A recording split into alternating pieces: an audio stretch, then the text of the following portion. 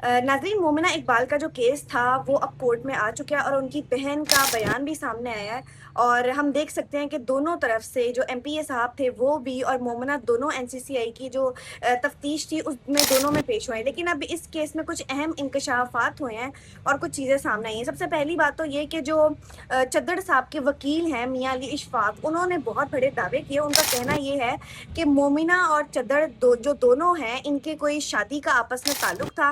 5 साल पहले इनका ताल्लुक था 2021-2022 में। दोनों का प्लान था कि दोनों शादी करें, लेकिन कुछ ऐसी चीज़ें सामने आई जिसके बाद इनकी शादी जो है वो रुक गई।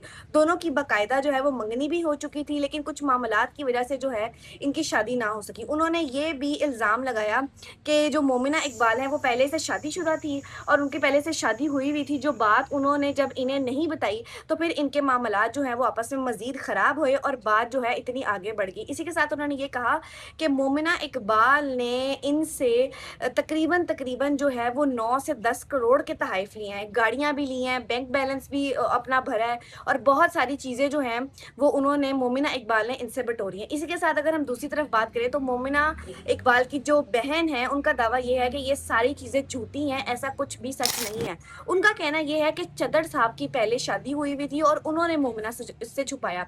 जबकि मोमिना की साइड पे देखें तो मोमिना का भी यही बयान है, लेकिन दूसरी तरफ अगर हम अपोजिट पार्टी देखें तो वो ये कह रहे हैं कि मोमिना की पहले से शादी हुई हुई थी। लेकिन अभी ये प्रोसेस चल रहा है, ये केस चल रहा है।